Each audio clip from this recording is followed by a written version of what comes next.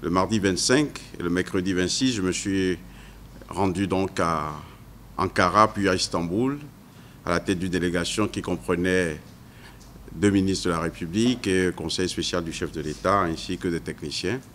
J'ai donc remis au président Tayyip Erdogan un message du président Patrice Talon et nous avons signé un accord avec un opérateur spécialisé dans le cadre du programme des 20 000 logements qui constitue un programme phare du président de la République.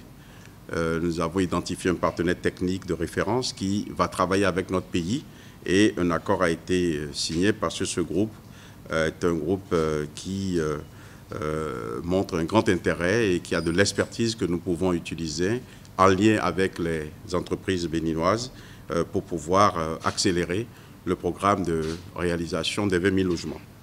Nous avons également rencontré une autre entreprise qui est présente dans le domaine de l'énergie et qui a manifesté son intérêt pour réaliser un générateur de grande capacité pour augmenter l'offre d'électricité à notre pays. Après la Turquie, nous nous sommes rendus en Norvège.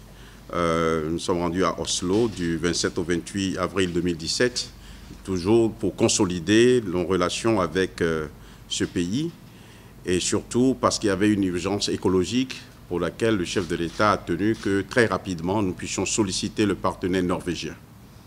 Vous savez certainement que dans les années 80, notre pays a tenté une expérience d'exploration de champs pétrolifères à Sémé. Cette compagnie, la Saga pour ne pas la citer, a laissé en plan des installations qui peuvent, si l'on ne prend pas les mesures qu'il faut, provoquer une catastrophe écologique. C'est pour cela que nous sommes allés voir nos amis norvégiens pour voir dans quelle mesure nous pourrions bénéficier de leur expertise, dans quelle mesure nous pourrions coopérer pour arriver à prévenir et à éviter qu'il y ait une catastrophe écologique au large de Sémé. Nous avons discuté des questions relatives aux investissements, au climat des affaires, à la coopération multilatérale et nous avons aussi parlé de la lutte contre le terrorisme.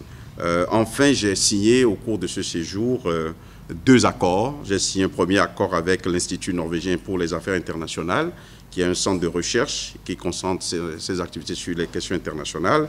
Le NUPI, comme on l'appelle, s'est engagé à travailler avec nous et pour pouvoir mieux préparer nos compatriotes à affronter les questions internationales, que ce soit dans le maintien de la paix ou dans la coopération classique.